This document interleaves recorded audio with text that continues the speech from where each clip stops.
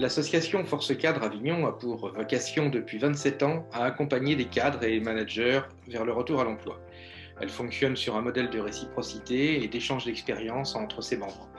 Le but de l'association est de mettre en relation les cadres et les entreprises de la région PACA dans le prolongement des acteurs existants. Chaque année, en moyenne 200 cadres sont ainsi accompagnés avec 80 retours à l'emploi. Au-delà de la participation à des événements clés, économiques, les membres de Force Cadre organisent des événements annuels, dont une table ronde qui, confinement oblige cette année, nous a contraints à repenser ce rendez-vous. C'est dans cet esprit que nous vous invitons aux premières rencontres digitales de Force Cadre d'Avignon. Ces rencontres digitales, au nombre de 5, aborderont des témoignages, mais également des questions de santé, des questions de management, le cadre réglementaire du télétravail et enfin proposeront 10 conseils pour réussir le télétravail en entreprise. Notre thème du jour est la santé et le télétravail.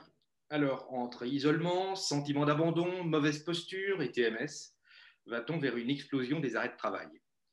Pour en parler avec nous aujourd'hui, nous accueillons Aline Vaudran. Aline Vaudran, vous êtes ergonome à l'AIST 84, membre du réseau des ergonomes de Présence PACA et de la commission ergonomie de la FISST. Jean-Philippe Masse est psychologue à l'AIST. Jean-Philippe est diplômé de psychologie sociale mention organisation du travail de l'Université de Strasbourg. Je rappelle pour nos internautes que l'AIST 84 est l'association interentreprises pour la santé au travail du Vaucluse. Alors Jean-Philippe, vous réalisez au quotidien des missions dans des entreprises de toute taille, de tout secteur d'activité pour la qualité de vie au travail. Aujourd'hui, on sait que le télétravail, on est chez soi, vaché sur un canapé ou sur un coin de table. Bref, on est très mal installé. Alors, peut-on encore parler de qualité de vie au travail? C'est une excellente question. Je dirais qu'avant tout, il est important de revenir sur la notion de qualité de vie au travail, puisque nous, notre expérience en entreprise, on constate qu'elle est souvent axée en fait sur le bien-être au travail. Donc, concrètement, ça s'apparente à la mise en place d'éléments plutôt récréatifs comme des baby-foot, comme des salles de sport, comme des machines à café, des coins de pause qui sont très agréables. Mais la problématique fondamentale restera le fait qu'on n'aborde pas finalement, ou en tout cas pas assez ou en profondeur, les notions d'organisation de travail. En ce qui concerne la situation, si je vous donne un exemple de la situation actuelle, puisqu'on vit une crise sanitaire qui est importante, pour laquelle la réponse du gouvernement est le télétravail pour limiter les risques d'épidémie, ce qui est une bonne idée. Sauf qu'il ne faut pas oublier qu'une entreprise, ce n'est pas que les risques psychosociaux, ce n'est pas que la crise du Covid, ce n'est pas que les TMS. C'est-à-dire que pour résoudre un risque, il ne faudrait pas en créer d'autres en parallèle. D'où l'importance, encore une fois, de réfléchir à la question d'organisation de travail pour éviter l'apparition des troubles psychosociaux, mais également des troubles musculo-squelettiques. On comprend bien qu'il ne faut pas penser un risque unique, mais qu'il y a un ensemble de facteurs comme autant de risques potentiels. Alors, qu'entendez-vous par prévention des risques et comment gérer un risque plus qu'un autre? Nous, en médecine du travail ou en santé au travail, si on reste sur la bonne terminologie, la prévention des risques, elle consiste en fait à avoir une approche qui va être globale et systémique afin de ne pas créer ou déplacer des risques ailleurs. L'idée, c'est, encore une fois, ce n'est pas de solutionner un risque et de créer une multitude de risques à côté. Alors, le télétravail, on va quand même dire, et c'est important de le rappeler, qu'il y a des avantages qui sont non négligeables, puisque ça permet quand même d'améliorer sensiblement les conditions de travail quand c'est réfléchi en amont, puisqu'on va avoir une limitation ou voire une suppression des déplacements professionnels. Donc, à ce moment-là, on a un risque d'épuisement qui est moins important. Donc, c'est un gain de temps. Si c'est bien cadré le télétravail, on a une meilleure conciliation vie professionnelle et vie personnelle. Mais il faut également être vigilant à un certain nombre de facteurs négatifs. Là, sur le tableau, par exemple, on vous a listé un certain nombre d'avantages, donc limitation du temps, dépense des trajets, augmentation de la qualité de vie, optimisation vie personnelle et professionnelle, comme je vous le disais. Ça peut aussi être un gain de sens par rapport à son activité. Il y a moins d'interruptions de tâches, donc une meilleure efficacité également. Il y a une amélioration de la productivité, donc ce qui est logique. On peut gagner en autonomie, à condition, encore une fois, que les choses soient bien cadrées. Une meilleure gestion des aléas aussi qui sont liés aux aléas externes, tout ce qui est circulation notamment, qui sont toujours un petit peu, c'est le principe de l'aléa, c'est que c'est imprévisible. Et encore une fois, il faut qu'il y ait une bonne confiance entre employeurs, managers et salariés, de manière à ce que le télétravail soit pertinent. C'est bien de commencer par le positif. surtout en ces moments où notre quotidien est un peu morose compte tenu des événements. Vous sous-entendez que le télétravail n'est pas qu'une solution de circonstance ou une solution par défaut, mais qu'il porte intrinsèquement des valeurs positives. Alors, j'ai envie de vous dire, c'est très prometteur. Bon, toutefois, et on y vient, la liste des risques de votre tableau est assez anxiogène. Dans les aspects négatifs, euh, encore une fois, hein, ce n'est pas systématique, mais on va retrouver aussi potentiellement un épuisement plus important. Pourquoi? Parce que vous allez avoir des amplitudes de travail qui vont être plus larges. Donc, vos horaires de travail de bureau ne vont pas forcément être respectés. Donc là aussi, il y a un point de vigilance à avoir. On a également observé, alors que ce soit en télétravail, j'ai envie de dire en temps classique ou en période de crise, c'est l'isolement professionnel, comme vous l'avez évoqué dans la question, l'isolement professionnel qui va être de plus en plus important parce qu'il y a un appauvrissement en fait, des relations professionnelles entre les salariés. Parce que le seul moyen de communication ou un des seuls moyens de communication va être le mail. Et le mail, ça ne remplacera jamais un échange en direct avec tout l'aspect informel qu'il peut y avoir de temps en temps. Ce qu'on a également pu observer, c'est des situations de sous-charge ou de surcharge de travail. Hein. Donc, on peut parler potentiellement de burn-out ou de bore-out. Burn-out, hein, c'est l'épuisement consécutif à une surcharge de travail. Et le bore-out, c'est un épuisement lié à l'ennui au travail. Donc, c'est des pathologies hein, qu'on voit émerger de plus en plus. Il y a également toute la problématique qui va être liée à l'hyperconnexion, donc le fait d'être systématiquement connecté en fait, aux outils numériques avec la problématique du mésusage. C'est-à-dire que vous allez, encore une fois, travailler sur des amplitudes qui vont être très larges, vous n'allez jamais déconnecter du travail. Or, votre cerveau et votre corps ont besoin à un moment donné d'avoir des temps de repos. Mais quand vous êtes connecté quasiment H24, que ce soit avec le smartphone, que ce soit avec l'ordinateur portable, on n'a plus forcément ces temps de repos. Voilà, grosso modo, ce qu'on pourrait dire sur le télétravail. Donc, c'est un avantage pour la qualité de vie au travail, à condition qu'il soit bien cadré, qu'il soit bien accompagné et réfléchi avec les salariés.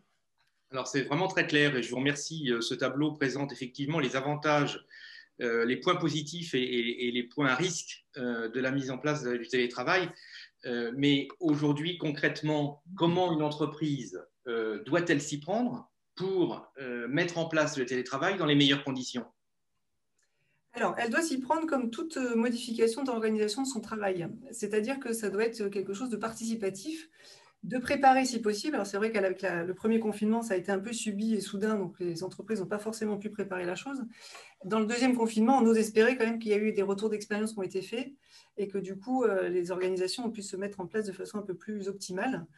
Il va falloir co-construire avec les salariés le télétravail. Pourquoi? Parce qu'en fait, il va falloir définir les tâches qui vont être télétravaillables et puis les autres qui ne vont pas pouvoir se faire à distance et qui obligeront les salariés à revenir sur les lieux de travail.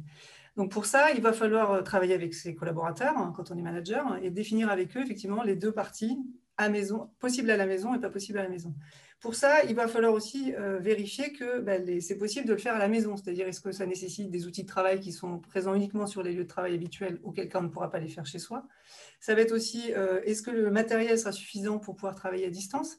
Est-ce que les ordinateurs sont assez performants? Est-ce qu'ils seront déjà présents? Parce que toutes les entreprises n'avaient pas forcément, par exemple, des ordinateurs portables à disposition de leurs salariés. Il va falloir s'assurer aussi chez les salariés qu'ils ont une connexion suffisante. Il y a encore des gens qui sont dans des zones, pas blanches, mais quasi, au niveau des connexions réseau et qui ont forcément un accès Internet qui peut être des fois un peu limité. Et donc, quand on fait une visioconférence avec un bug toutes les 5 minutes où on est obligé de se reconnecter, c'est franchement pas agréable. Donc, il va falloir aussi s'assurer avec les collaborateurs de ce point-là. Et puis, les gens n'ont pas forcément... il y a des gens qui n'avaient jamais, nous les premiers, hein, fait par exemple des visios, des réunions d'équipe par Zoom, par Teams ou par les outils de visioconférence qui sont aujourd'hui disponibles.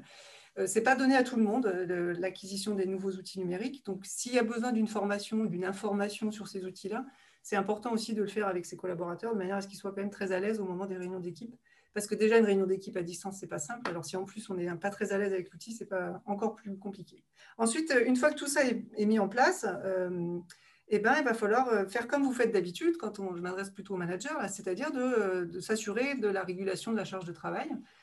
Donc, c'est de faire des points d'avancement avec eux de façon collective pour réguler le travail en équipe, mais aussi de façon individuelle parce que c'est pas forcément évident quand on est en équipe d'aller exprimer un ressenti un peu négatif ou une difficulté personnelle ou voilà, professionnelle. Donc, c'est bien les points collectifs, mais c'est bien aussi pour les managers de faire des points individuels avec leurs collaborateurs.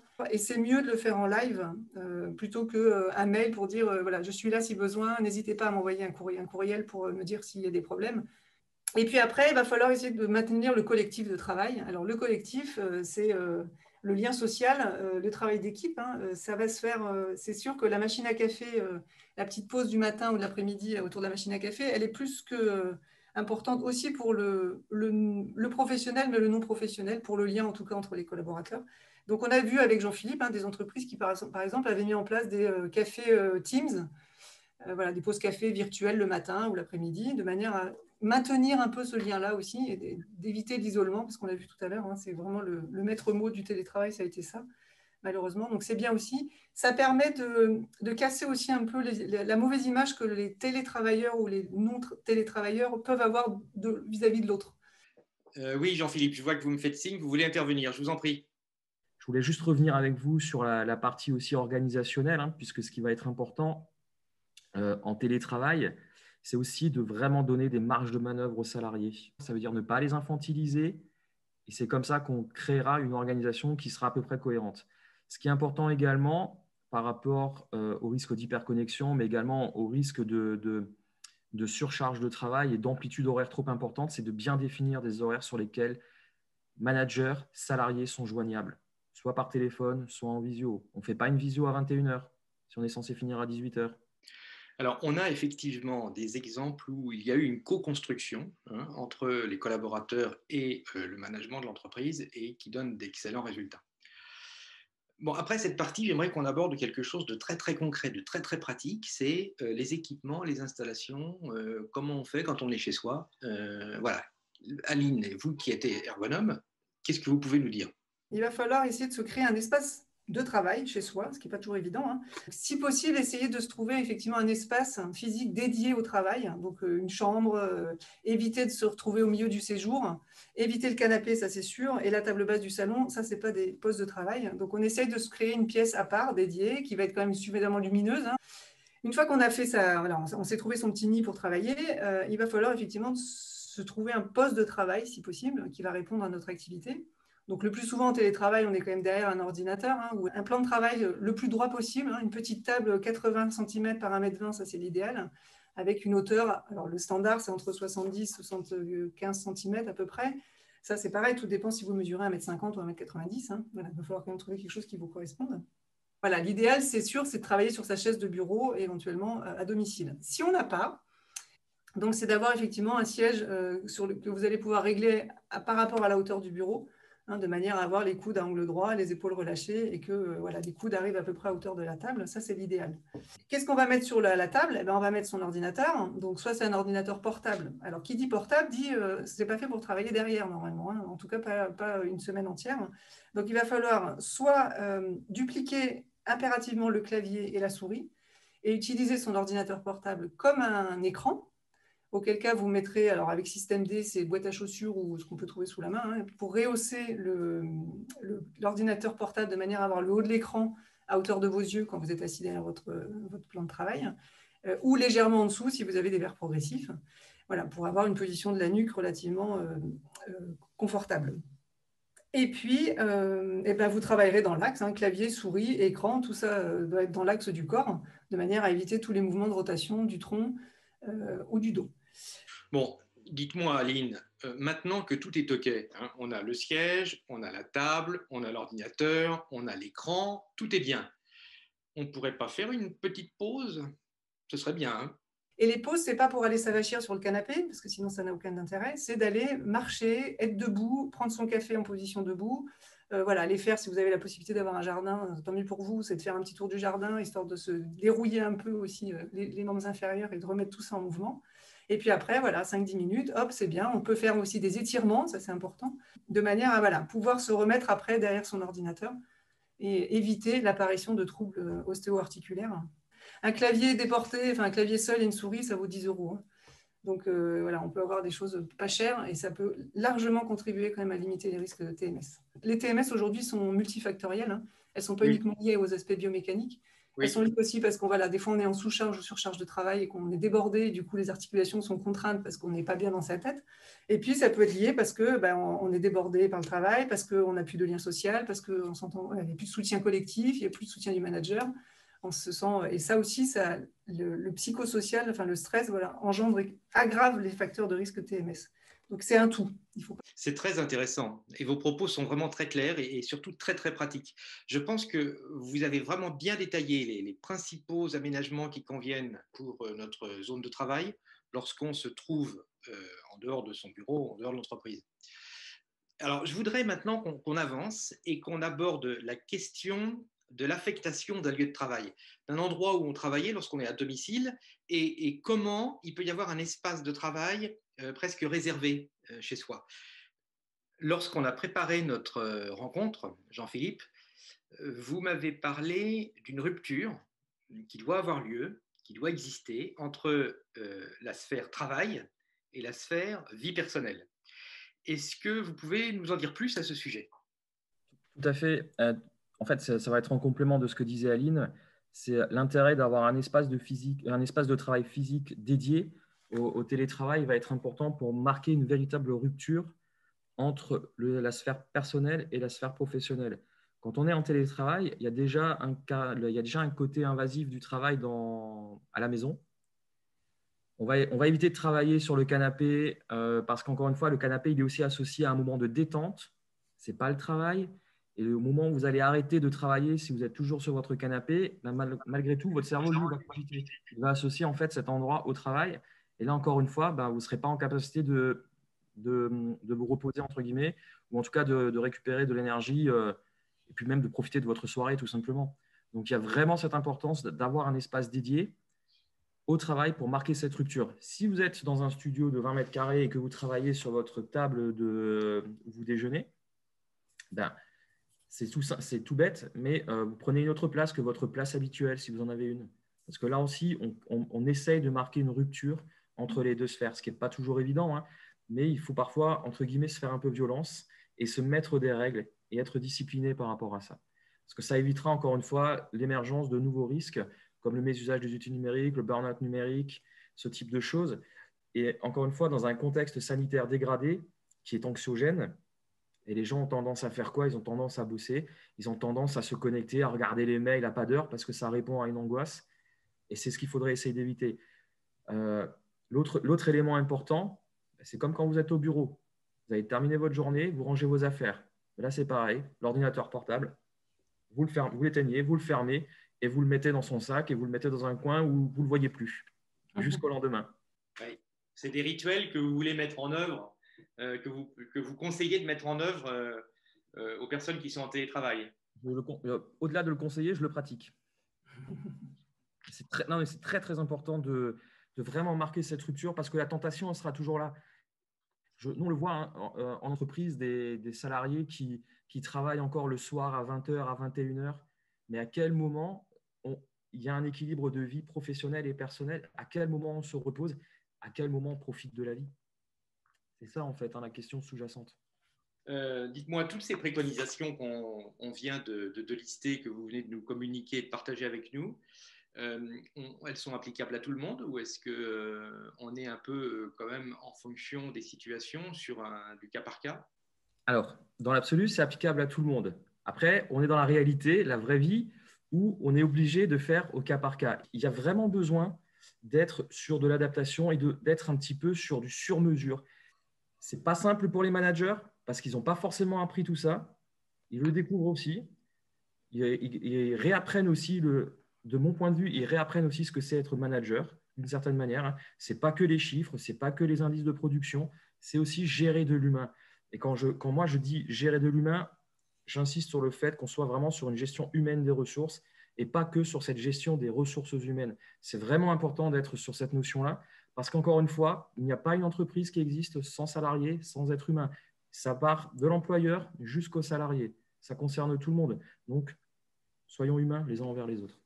C'est une très belle formule. Je retiendrai que c'est la gestion humaine des ressources plus que la gestion des ressources humaines qui sera le fil conducteur de votre intervention. Le maître mot, c'est le bonheur quand même, voilà, l'épanouissement au travail et puis les résultats. Donc, performance, efficacité et santé au travail. Voilà.